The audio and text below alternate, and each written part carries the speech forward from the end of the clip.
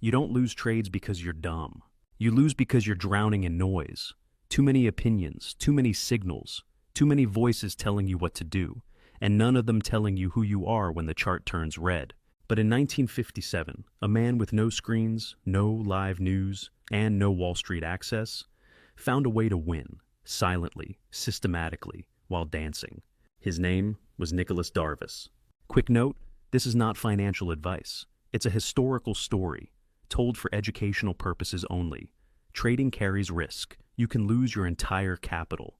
Always do your own research and consult professionals before making financial decisions. He wasn't a banker. He wasn't a quant. He didn't wear a suit. He wore a tuxedo, a professional ballroom dancer, a refugee from Nazi-occupied Hungary, and reportedly, a man who turned $36,000 into over $2 million in just 18 months, while performing across the globe.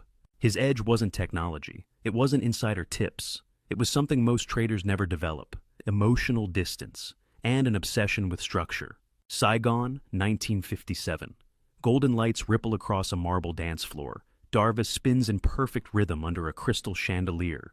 The audience claps. But he's not smiling because of the applause. In his pocket, a telegram, just 2 numbers. He just made thousands while dancing. Not a performance. A trade. Let's rewind. Toronto, 1952. Darvas is performing in a nightclub. The owner can't pay him fully. Offers 6,000 shares of a small mining company called Brilund instead. Darvas almost refuses. "I nearly used them as cocktail napkins," he later joked. "Would have been expensive drinks." 2 months later, he learns the stock has jumped from 0.50 to 1.90. He cashes out, $8,000 profit. He's hooked, but not ready. Because what follows is every beginner's story. He jumps into hot stocks, trusts brokers, buys on excitement, loses everything, again and again. Until one night, in a quiet hotel room, far from any trading floor, he stops trying to be smart and starts trying to be systematic. He reads, obsesses, draws, and eventually one idea begins to form. Stocks move in boxes. Darvas imagined the market like a dance. Sometimes it flowed upward, graceful, like a waltz. Other times it tensed, trapped inside an invisible range, like a spring, coiled, waiting to release. He noticed that when price moved sideways long enough, then broke above the range on high volume, it often kept going. That became his system. He didn't need to predict. He just needed to recognize. Box, breakout, volume, entry, that's it. By 1957, he was trading from hotel rooms across Calcutta, Saigon, and Istanbul. Telegrams delivered delayed price quotes. He analyzed charts in silence, placed orders by cable. And according to his reports, his account grew. His brokers were baffled. "You're trading from where? With what?" He didn't have 12 monitors. He didn't scroll Reddit. He didn't care about earnings reports. He had rules, and he followed them like choreography. And here's why this matters, maybe now more than ever, because in today's market, you're not just battling price action. You're battling yourself. Thousands of notifications, contradictory advice, fear of missing out, fear of losing what little you have. Darvas had 1 telegram a day. You have 1,000 distractions per hour. So maybe the real edge isn't more information, it's less. Not being reactive, but being deliberate. Not chasing trades, but waiting for them. Like a dancer waiting for the perfect cue.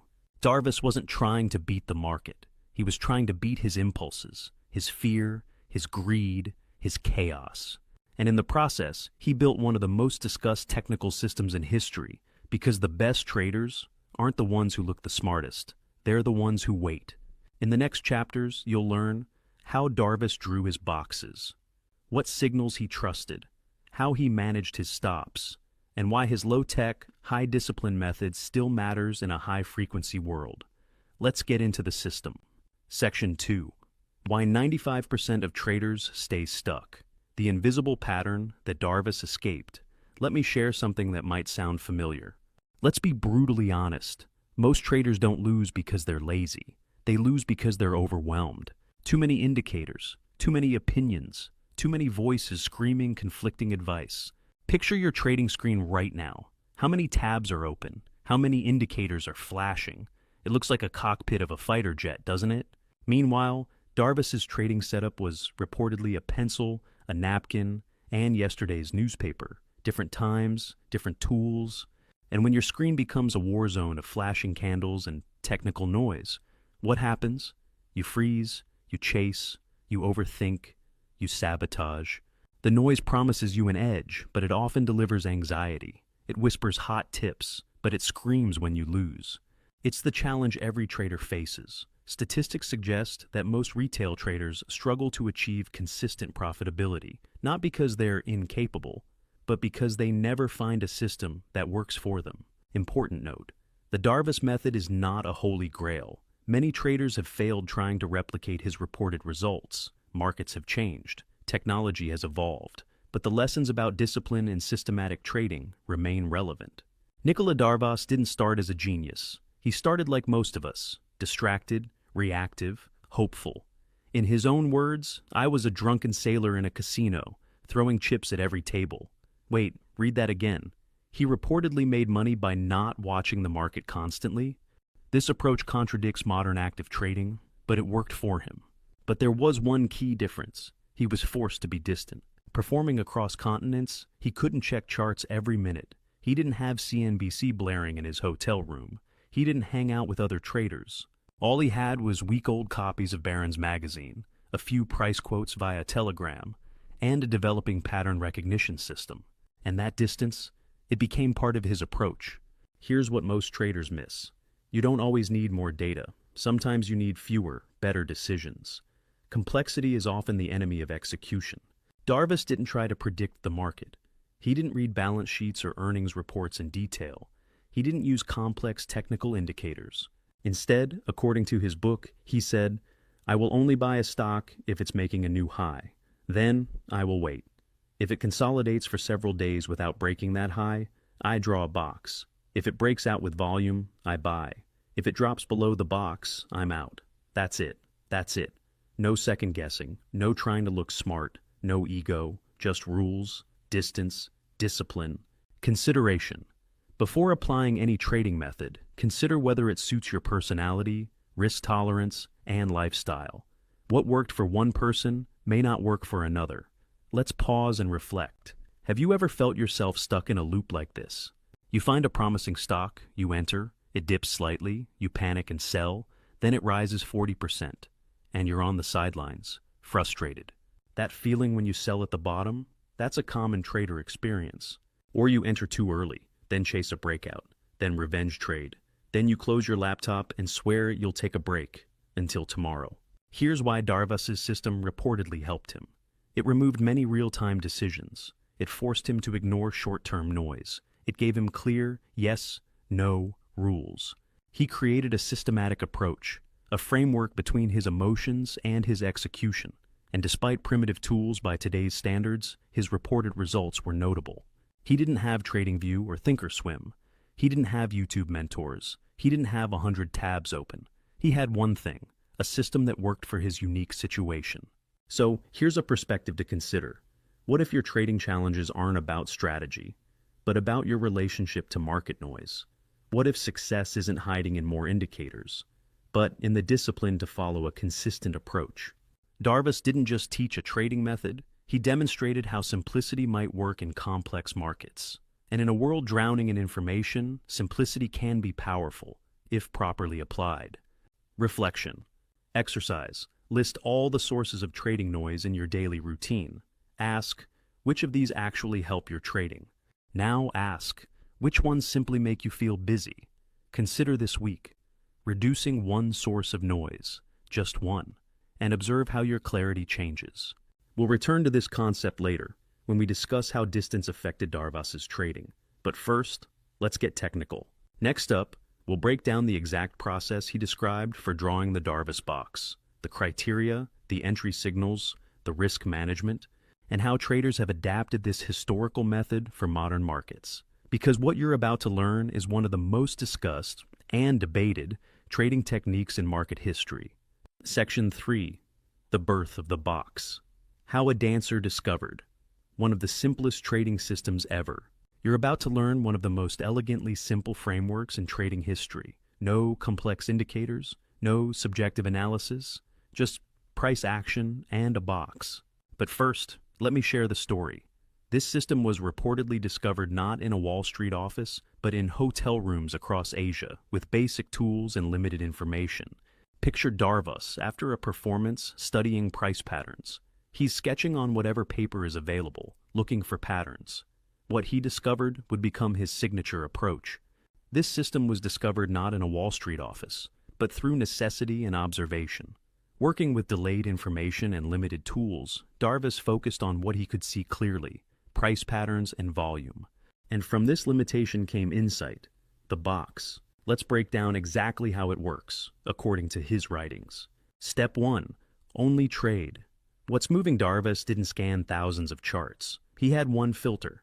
I only trade stocks making new 52-week highs. While many looked for bargains, Darvas focused on strength. Why? Because momentum can attract more momentum. Strong stocks often continue being strong.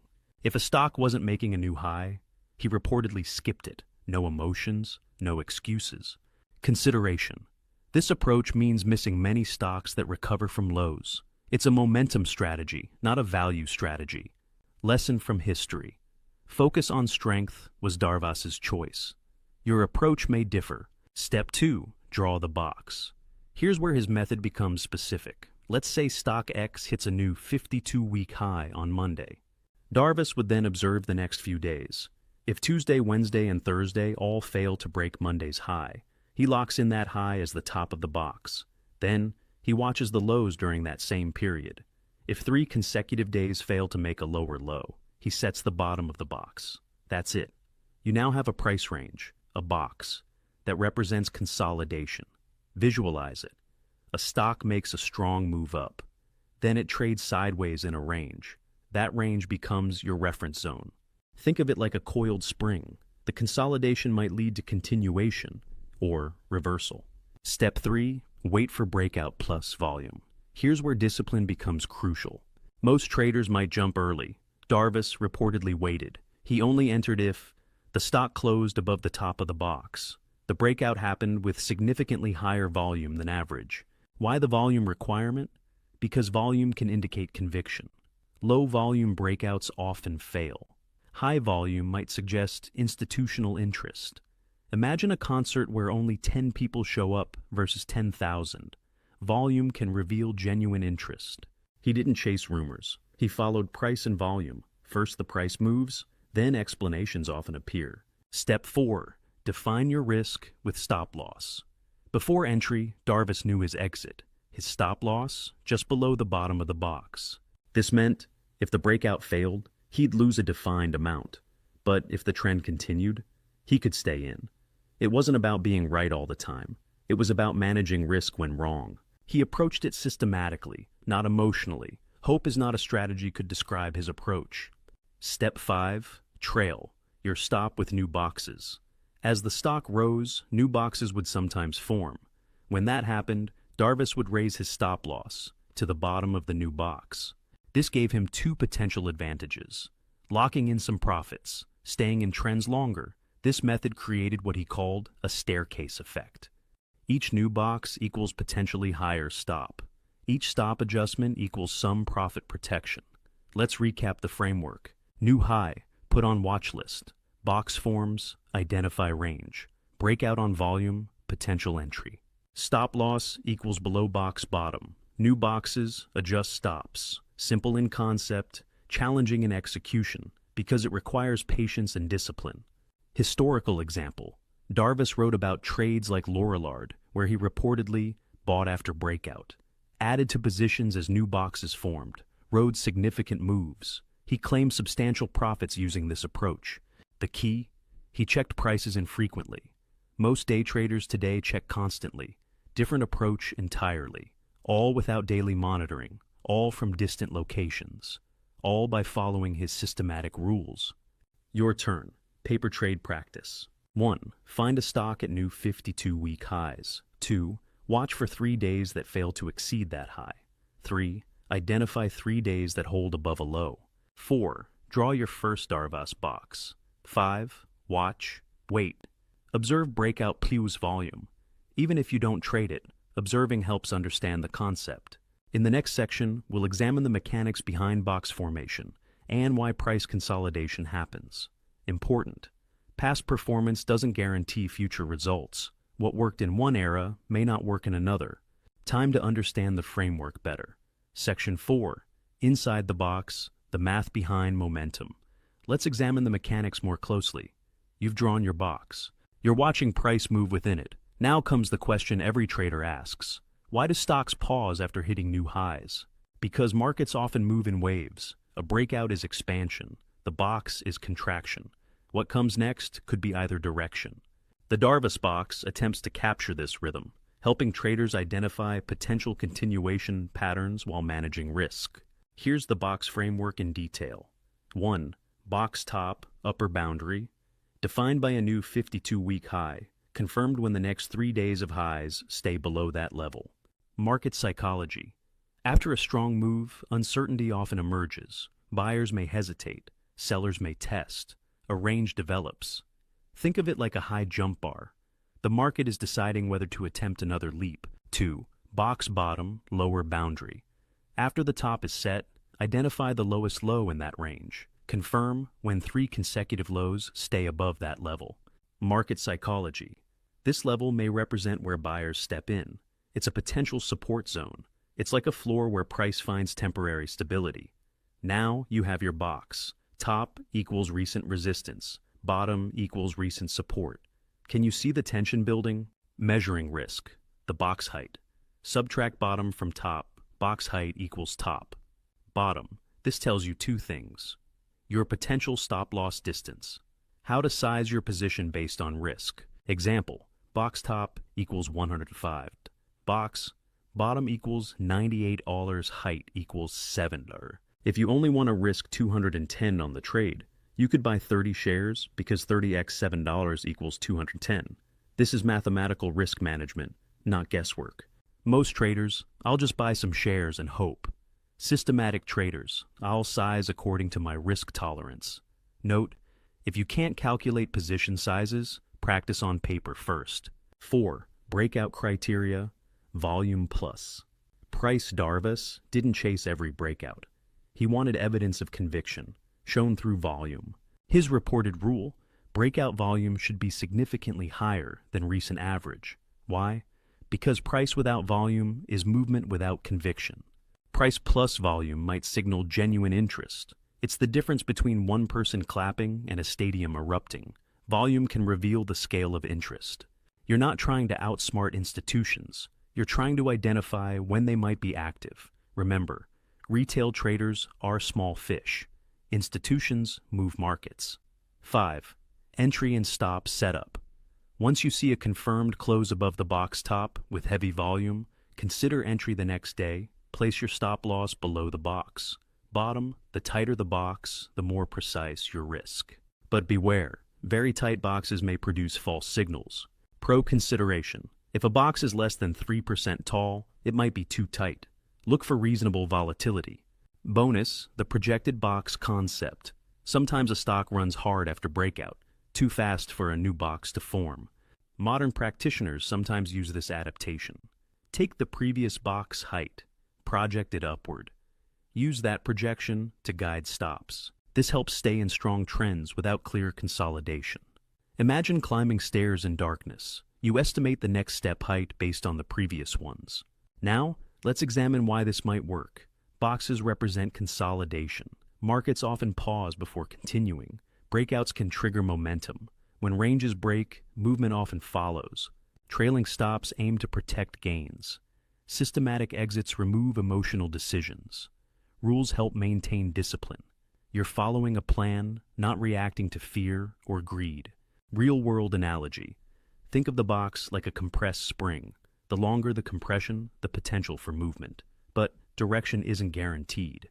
Darvas looked for the breakout to signal direction. Try this exercise. Open any charting platform.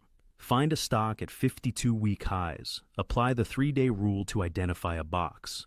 Calculate the box, height, and risk. Note the average volume versus breakout requirements. This isn't financial advice. It's pattern recognition practice. Soon you'll start seeing these patterns more clearly. Up next, we'll examine how Darvas managed winning positions, his approach to letting profits run while protecting capital. This is where risk management becomes critical, because entry is only the beginning. Managing the trade is where outcomes are determined. Section 5. Stacking profits like stairs. The art of the trailing stop. Let's say you entered a trade using the Darvas Box method. The stock breaks out on volume. You're in. Now what? Most traders immediately think, when should I take profits? This question reveals a common challenge, because trying to predict tops is difficult. You'll often be too early or too late. Darvas had a different approach. Let the market tell you when to exit. Imagine trying to guess when a trend will end. You might leave early and miss gains, or stay too long and give back profits. Neither is ideal. How did he approach this? By using new boxes as trailing stops. The principle of the trailing stop? Darvas didn't use fixed profit targets. He used the bottom of newly formed boxes as trailing stops. Here's the process he described. 1. You enter when the stock breaks above box, number 1. 2. It rises, then consolidates again. 3. A new range forms, box number 2. 4. Once box number 2 is confirmed, same 3-day rule, raise your stop to the bottom of box number 2. Continue this process. Every new box equals potentially higher. Stop. Every higher stop equals some profit protection. This approach attempts to balance two goals, letting profits run while protecting gains. Profits aren't necessarily taken at predetermined levels. They are protected through systematic stop adjustment. Why this might work? Consider trader psychology.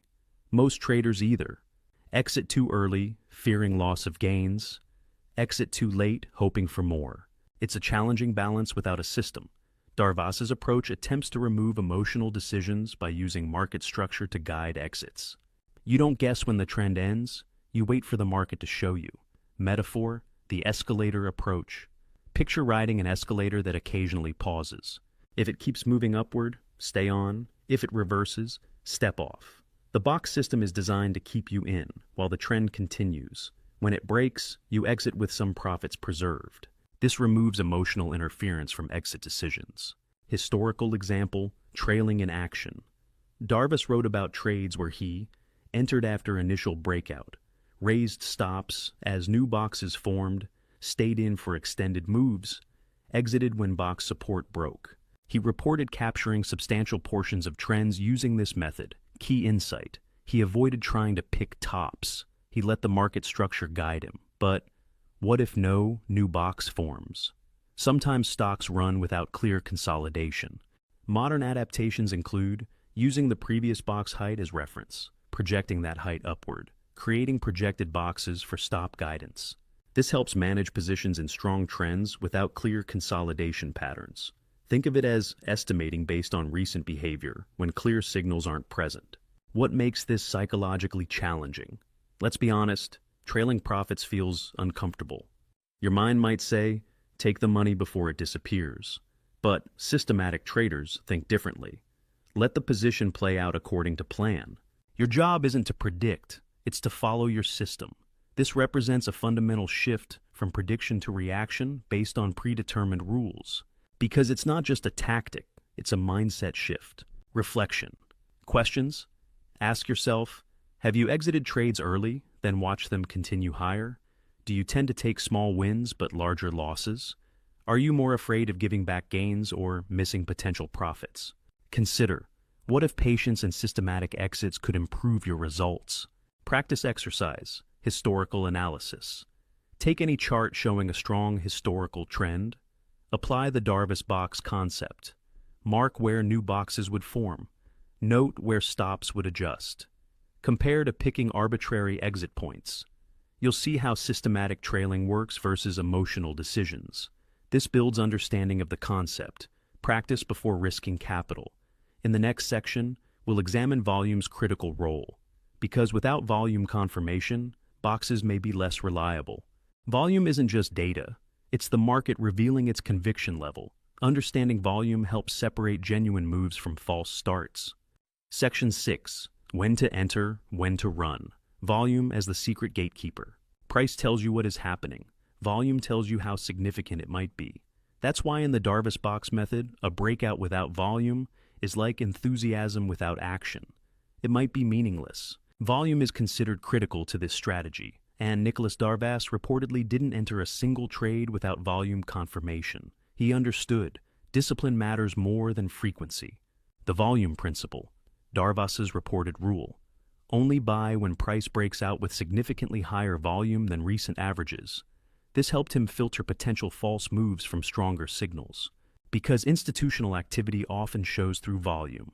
When large players move, they leave footprints. Those footprints appear as volume surges. Think of volume as market enthusiasm. It reveals participation levels. A low participation might mean weak conviction. But what is volume? For newer traders, volume simply means the number of shares or contracts traded in a given period. Higher volume equals more trading activity. But context matters. Strategic volume occurs at key levels, breakouts, breakdowns, or reversals. Random volume during consolidation means less. The focus, volume at decision points. 3 types of breakouts you'll observe. Type 1, low volume, potential false breakout. Price briefly exceeds the box, but volume stays average, often reverses quickly. Darvas would reportedly avoid these. Visual, like a door opening with no one walking through. Type 2, medium volume, uncertain signal. Price breaks out with modest volume, increase might continue or reverse, requires careful observation. Visual, some interest, but not overwhelming. Type 3, high volume, stronger confirmation. Price closes above box top with multiple times average volume, suggests stronger interest. Darvas's preferred entry signal. Visual, clear enthusiasm and participation. If volume isn't confirming, patience is required. Modern reality, volume in today's markets. But wait, you might think, isn't volume different now with algorithms and high-frequency trading? Valid observation. Yes, market structure has changed, but volume patterns still matter. While computers create some noise, significant volume at breakouts still often indicates genuine interest.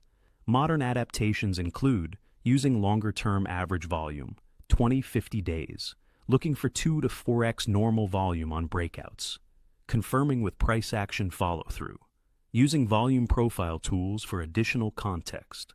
Your trading checklist, before considering any breakout trade, is this a genuine 52-week high? Has a clear box formed? Did price close above the box top? Is volume notably above average? Can you define your risk clearly? If any answer is no, waiting might be prudent. Remember, markets reward patience more often than impulsiveness. Volume psychology. Why it matters. Consider institutional behavior. Large funds can't buy millions of shares instantly without moving price.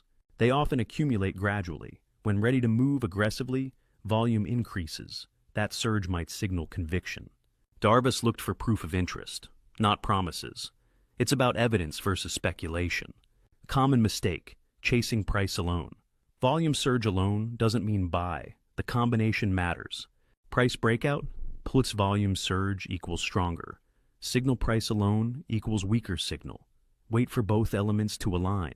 Think quality over quantity. Volume pattern recognition. Exercise. 1. Open your charting platform. 2. Find 10 recent breakouts in different stocks. 3. Note volume on breakout day versus average. 4. Track whether price continued or reversed. 5. Look for patterns. You'll likely notice low volume breakouts often fail. High volume breakouts show better follow-through. But nothing works 100% of the time. This is pattern recognition, not guaranteed prediction. In the next section, we'll explore modern adaptations, how traders today modify Darvas's concepts for current markets. We're evolving the historical method for contemporary application. Remember, all trading strategies require adaptation and risk management. Section 7, Ghost Boxes and Modern Hacks, Evolving Darvas for Today.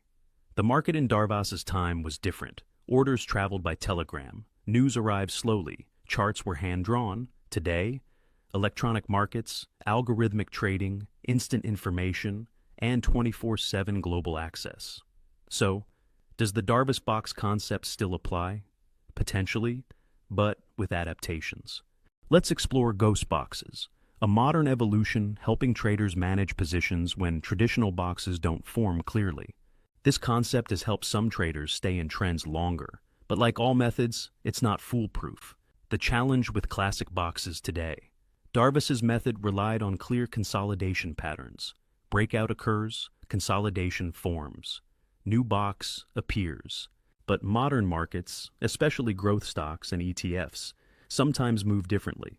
Parabolic moves without clear consolidation. Vertical price action. Traditional response options. Exit early without a new box. Hold without clear stop guidance. Neither ideal for systematic trading. The solution: ghost boxes, projected boxes. Ghost boxes are projected ranges based on previous box dimensions. Think of them as estimated guidelines when clear patterns don't emerge, like using yesterday's map when today's isn't available. How to build a ghost box. Example scenario. Last confirmed box, 92-100, height equals 8. Price breaks out to 113 without consolidating. Approach. 1. Take the 8-box height. 2. Project upward. 108-160 out potential range. 3. Use 180 as temporary trailing stop reference. 4. Continue projecting until real consolidation appears. You're not predicting, you're applying consistent risk management when clear signals are absent. This attempts to balance staying in trends while maintaining discipline. Combining with moving averages, use 20-day and 50-day EMAs as additional reference. If price stays above both, trend might be strong. EMAs can guide stops when boxes aren't clear. Think of EMAs as supplementary information, not primary signals. 2. Momentum indicators for context. RSI or MACD for additional perspective. Extreme readings might suggest caution, but price action remains primary. Remember, indicators support. They don't replace price analysis. 3. Volume profile analysis. Identify high-volume price zones. These might act as support resistance. Breakouts from low to high-volume zones can be significant. 4. Backtesting before live trading. Test concepts on historical data. Use paper trading first. Track results objectively. Actual results from various backtests show mixed performance across different markets. Better results on longer time frames. Importance of market conditions. These aren't predictions. They're observations requiring personal verification. Weekly learning exercise. Choose a trending stock. Identify the most recent Darvas box. If price breaks out without forming new box, project using previous height. Mark theoretical stop levels. Journal your observations. Does this help clarify risk? How does it feel versus arbitrary stops? Why this matters. Ghost boxes aren't just technical modification. They represent systematic thinking. I don't need perfection. I need consistency. It's the difference between reactive and systematic trading. With practice, pattern recognition improves. Consideration for modern traders. Let's say you're managing a winning position. No clear consolidation forms. What do? A. Exit because there's no new box. B. Hold with no clear stop. C. Project based on recent behavior. Systematic traders often choose C, but with full understanding of limitations. Next, we'll explore a crucial psychological element: why being distant from markets might actually help some traders. Darvas made his trading decisions away from Wall Street. What he discovered challenges our assumption that more information equals better decisions. Prepare to reconsider screen time equals success. Because sometimes the best trading happens when you're not watching. Section 8. The power of distance. How? Being far from the market saved Darvas. We live in a world that celebrates constant connectivity. Refresh Twitter, check the chart, watch the candles dance. It feels like being plugged in equals being professional. But what if constant monitoring sometimes hinders performance? What if watching every tick increases emotional reactions? Nicolas Darvas didn't just succeed despite being far from Wall Street. His distance was reportedly integral to his approach. Consider this. The man who reportedly made millions spent less time watching markets than many losing traders. His edge wasn't information. It was selective ignorance. Let's examine the 1950s context. Darvas was performing globally. He danced in Saigon, Calcutta, Istanbul. Market updates came via delayed telegram. Charts arrived in week-old magazines. Yet, according to his accounts, he built substantial wealth. No real-time feeds, no constant alerts, no social media influence. Today's traders have unlimited information, yet many struggle. Why might that be? He had distance, and that distance reportedly gave him emotional clarity. The psychology of market monitoring. Research on trading behavior suggests interesting patterns. Frequent portfolio checking correlates with certain behaviors. More impulsive decisions, increased overtrading, emotional reactions to normal volatility, reduced performance for some traders. Why? Because human psychology evolved for immediate threat response. Our ancestors survived by reacting quickly to danger. That same wiring can work against us in markets. Every price movement can feel urgent. Every red candle might trigger fear. Constant exposure might amplify emotional responses. Darvas's forced discipline. His performance schedule created natural boundaries. By the time he received price data, immediate action was impossible. He couldn't micromanage positions. He couldn't react to every fluctuation. He developed rules. He followed them. Then he returned to his primary profession. Consider this approach. The best trades might be those you don't interfere with. While you're watching every tick, someone else might be letting their plan work. The modern challenge: information overload. Today's traders face different challenges. Chart addiction symptoms. Checking positions constantly. Letting news override systems. Emotional exhaustion from overexposure. Ask yourself honestly, are you trading systematically or reacting to information overload? Thought experiment. Structured distance. Imagine this approach: weekend analysis and planning, alerts only for specific setups, orders placed in advance, stepping away from screens. Could this work for you? Results would vary by individual. Darvas found distance helpful, others might not. Real story. When Darvas returned to New York, his book describes an important lesson. After success abroad, Darvas tried trading from New York. He rented space near Wall Street, surrounded himself with market noise, had access to constant information. The result? He reported significant losses quickly. He wrote that proximity made him impulsive. The environment affected his judgment. I could hear brokers shouting. Every shout felt like opportunity or threat. He also described a painful lesson from Manila: watching a profitable position reverse overnight. He'd broken his own rules, let emotion override system, lost substantially. The next morning, he reinforced his discipline. Never again would emotion control execution. The system wasn't born from theory. It emerged from expensive lessons. His response? He left New York again, back to distance, back to discipline, back to his systematic approach. His results reportedly improved. Sometimes space creates clarity. This led him to observe what modern behavioral finance calls the information paradox. More information, better decisions.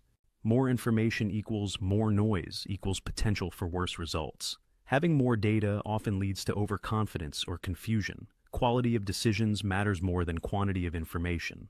Darvas found distance helpful by necessity. Modern traders must choose their approach consciously. Creating emotional distance. This week, consider experimenting. Set specific market hours. Avoid constant monitoring. Use price alerts strategically. Let technology watch for you. Create physical separation.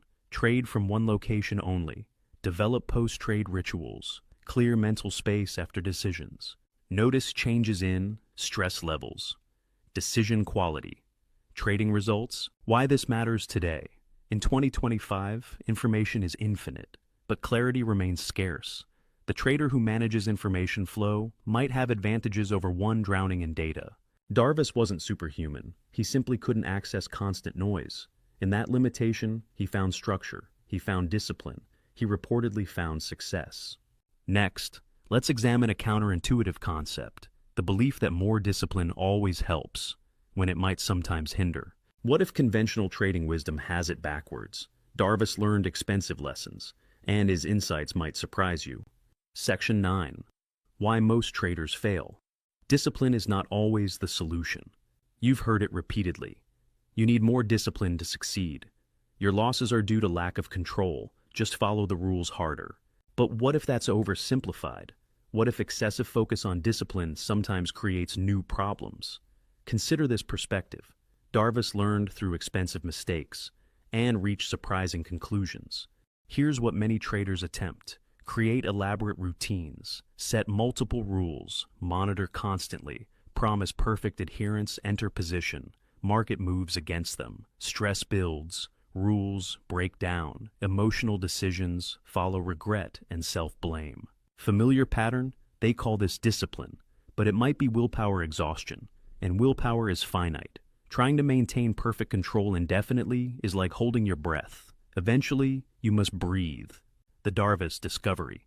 His book describes a crucial realization.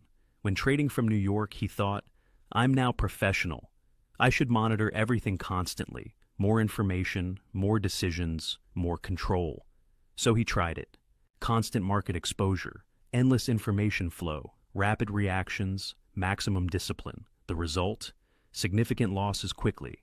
He wrote, "When distant, I followed my rules. When close, I broke them. My ears became my enemy." Think about that. His ears were the problem. The constant input overwhelmed his system.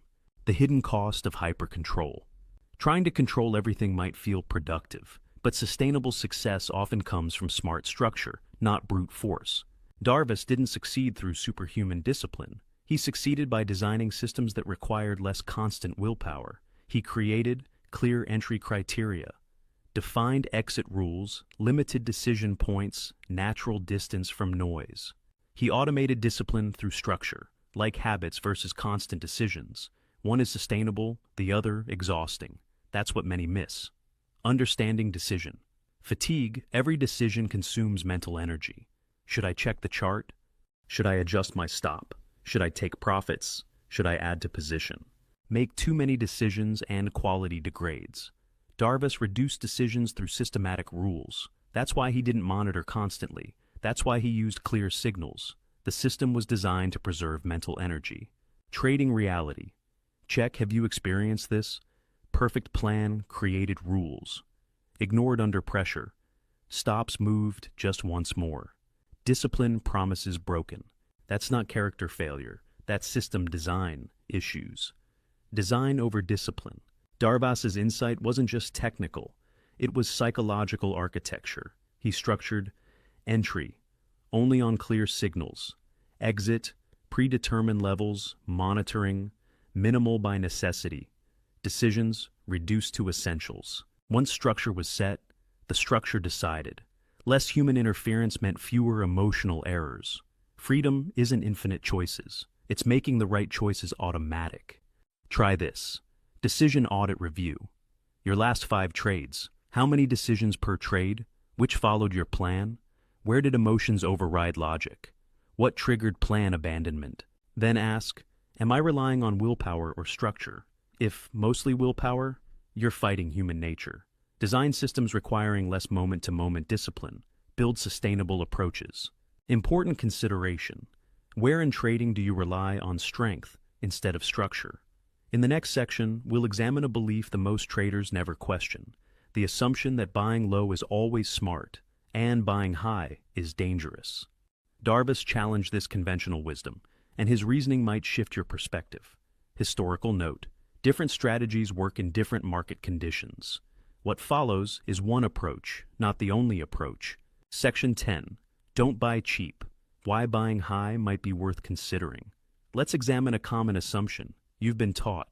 Buy low, sell high. Sounds logical, right? It's probably the first trading advice you received. But here's what Darvas discovered through experience. Stocks that look cheap often get cheaper, and stocks making new highs, they sometimes continue higher. Consider both sides of this controversial approach. The value trap challenge. Scenario. A stock drops from $100 to $60. Common thinking. 40% discount. Great opportunity. Your mind says, everyone's panicking. I'm getting a bargain. But what often happens? Company facing real challenges. Momentum turning negative. Institutions potentially exiting. Bargains becoming worse.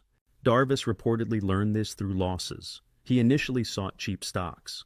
I was bargain hunting in damaged goods. Eventually, he shifted focus. Markets often reward strength over apparent value. The psychology of buying strength. Buying at new highs feels uncomfortable. It contradicts instinct. Inner voice, it's already up so much, too late. But that discomfort, some traders view it differently because most people avoid it, which might create opportunity. Darvas reportedly reframed his thinking.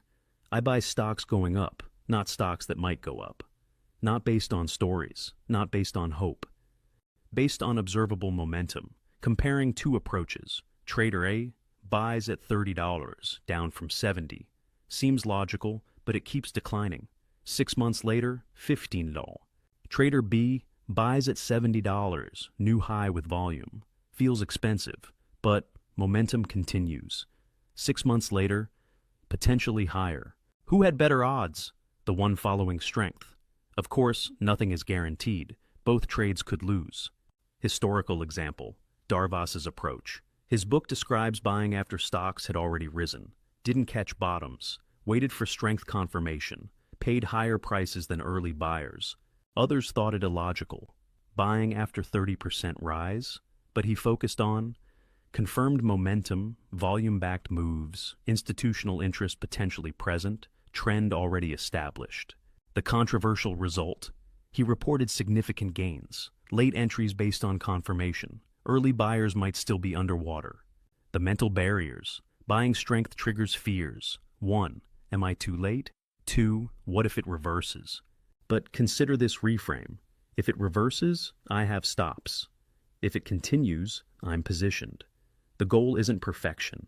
It's favorable risk-reward based on momentum. Like joining momentum already in motion rather than hoping for reversal. Perspective. Expensive might mean demanded. When are stocks potentially riskier? Falling on weak volume. Cheap but can't rally. Ignored by institutions. When might they be stronger? Breaking new highs with conviction. Volume confirming interest. Already moving with momentum. Darvas's observation? Cheap stocks are often cheap for reasons. Strong stocks can get stronger. But remember, this is one approach among many. Value investing works for others. Price bias self-assessment. Review your trading history. Trades entered because stock had fallen significantly, near 52-week lows, seemed too high. Compare to trades entered on strength, already trending positions, which performed better overall. Results vary by market conditions and individual execution. Exercise. Reframe your entry thinking. Scan for new 52-week highs. Identify 3 with potential box patterns. Set alerts for breakouts. Promise yourself, I'll evaluate based on momentum, not price level. This isn't blind following. It's considering strength as entry criterion. Darvas didn't profit from predictions. He reportedly profited from participating in existing trends. Trading involves various valid approaches. This historical method represents one perspective worth understanding. In the next section, we'll examine a specific trade that became legendary. A company Darvas knew nothing about, yet reportedly produced exceptional returns.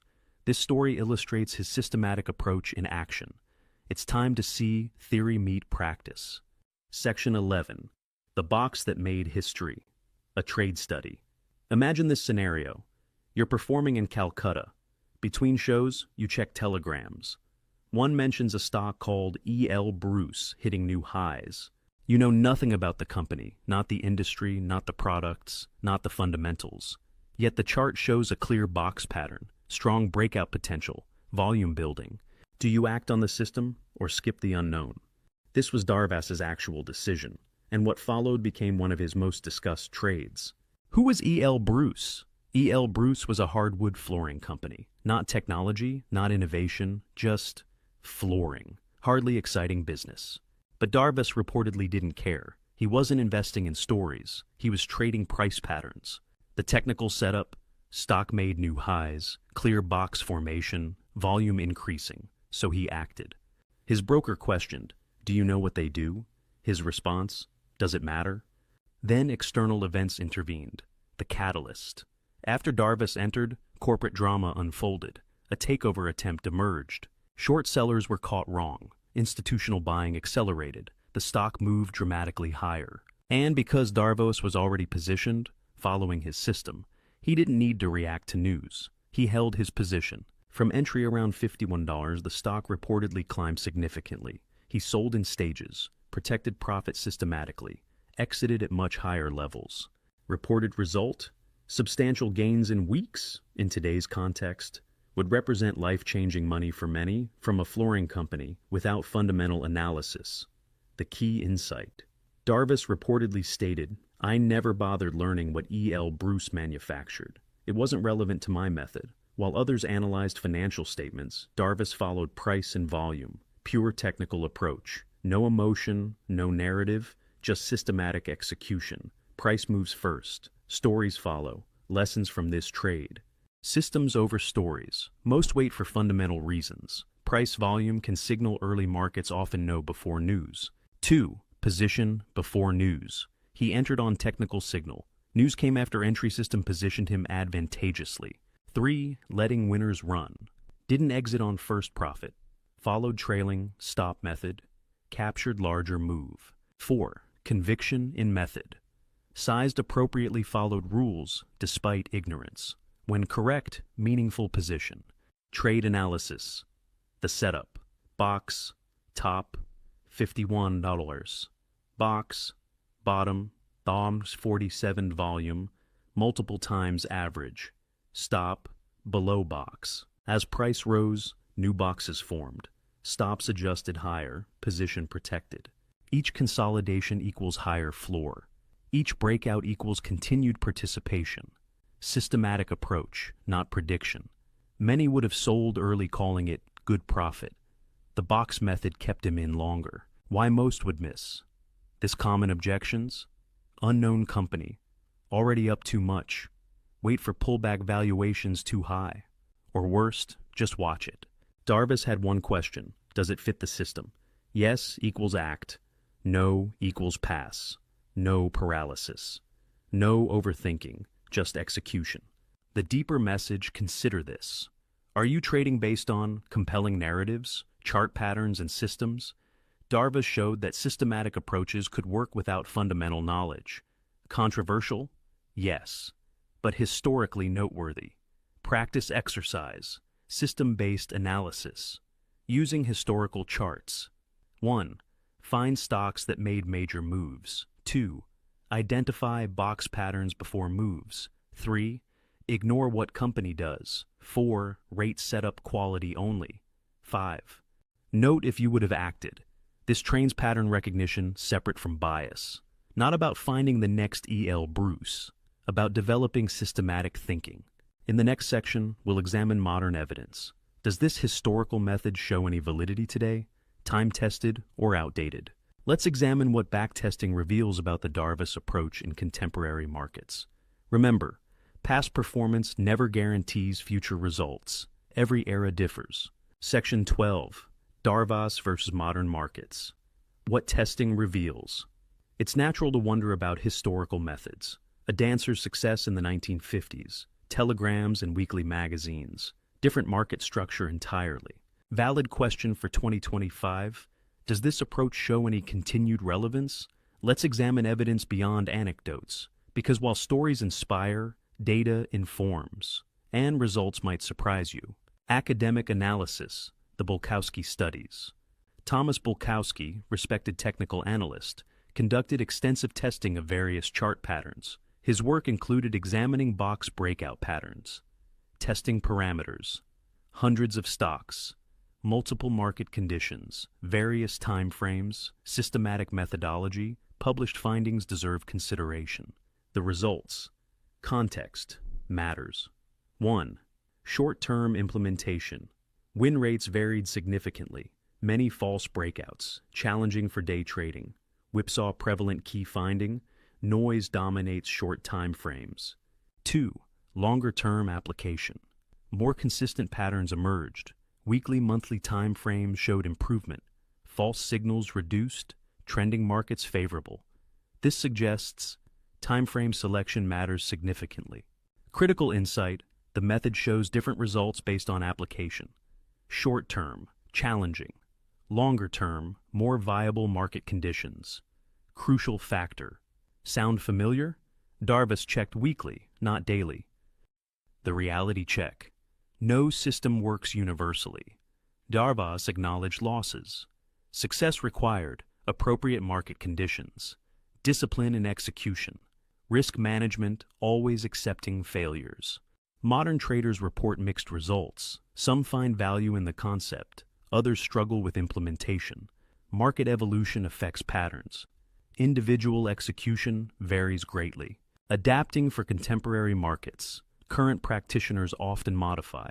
1. Time frame adjustments. Weekly charts over daily, avoiding micro time frames. Patience for clear patterns.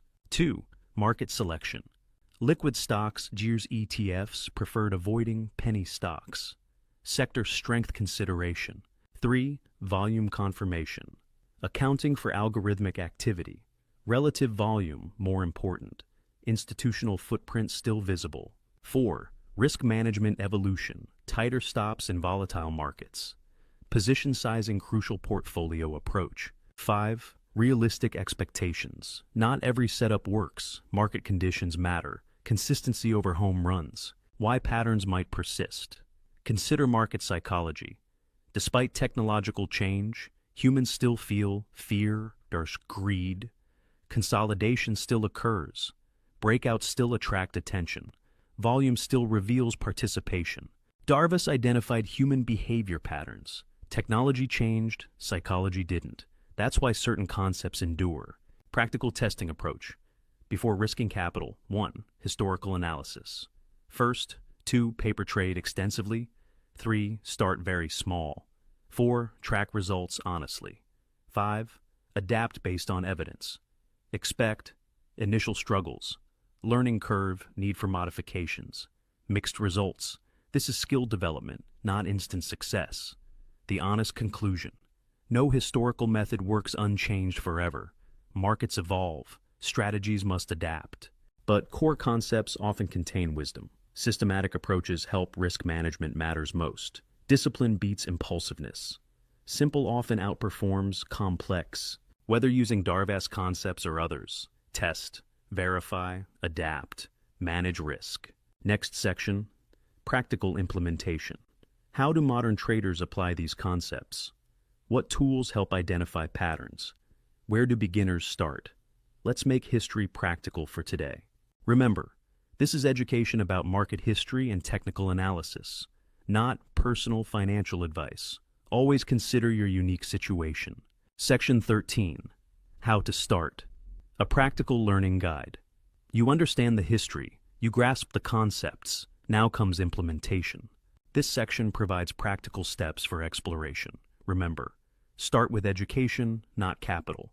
Learn through observation before risking money.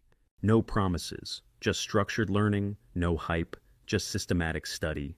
You don't need expensive tools, you don't need complex software, you need curiosity and discipline.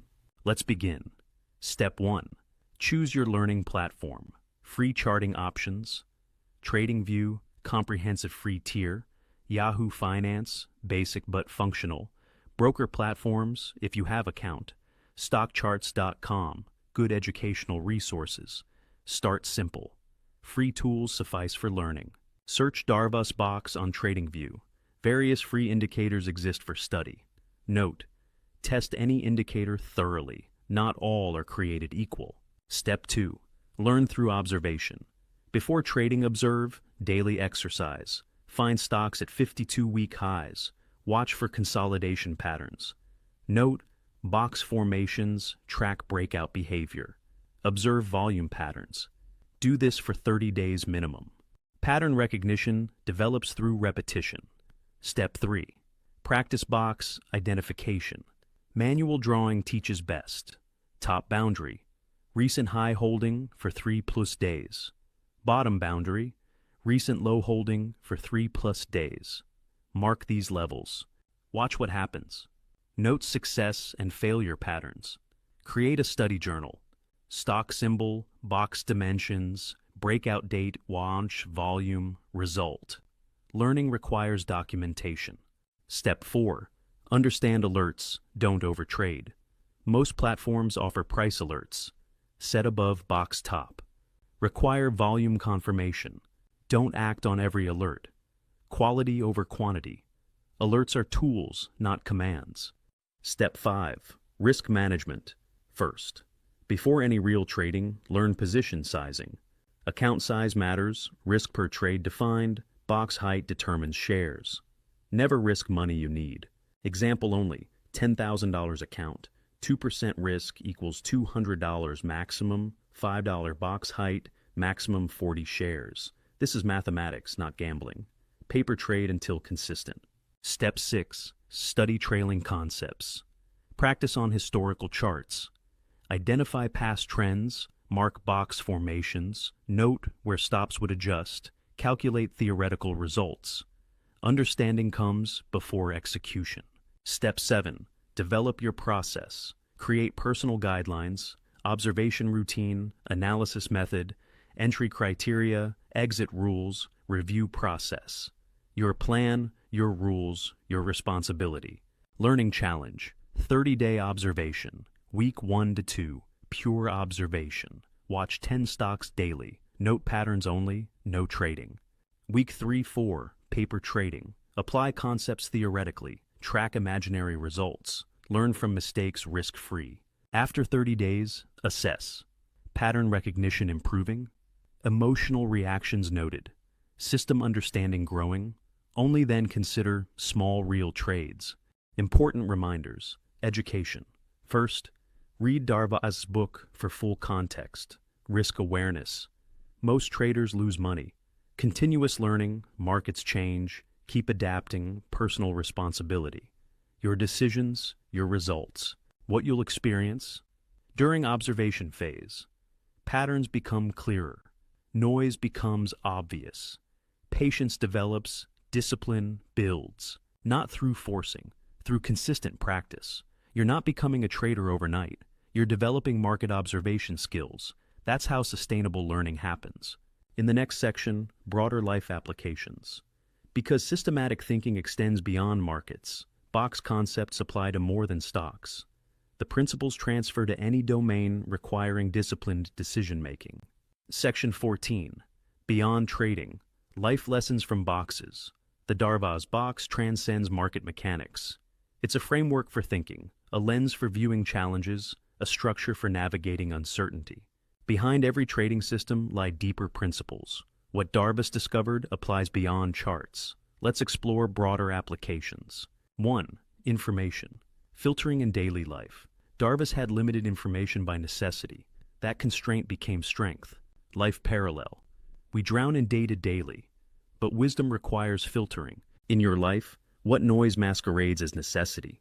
This week, identify 5 information sources that add stress without value. Markets don't punish you. They reveal decision quality. 2. Preparation. Over-prediction. Darvas didn't forecast markets. He prepared for movements. He positioned for opportunity, then responded to reality. Life application. You can't predict everything, but you can prepare for possibilities. Career changes, relationships, health. Preparation beats prediction.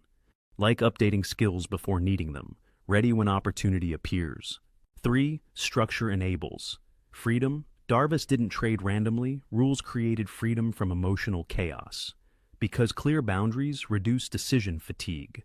Life parallel. Routines aren't restrictive. They're liberating. Good habits, clear boundaries, defined goals. Structure creates space for what matters. Where do you need more structure to gain freedom? Every random decision drains energy from important ones. 4. Middle participation beats perfect timing. Darvas didn't catch exact bottoms, didn't sell exact tops. He captured profitable middles. Life lesson, perfect timing is impossible. Participation during growth matters more.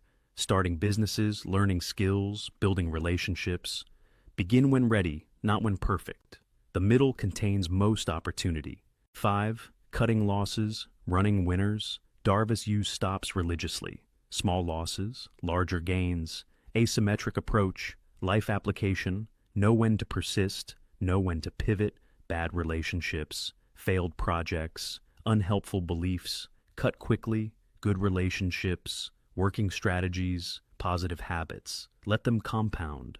What needs cutting? What deserves patience? Most hold the wrong things too long. 6. Progress through levels.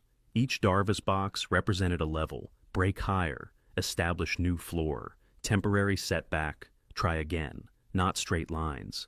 Stair steps, life parallel. Growth happens in stages: consolidation, breakthrough, new level, career progression, skill development, personal growth. Expect plateaus between advances.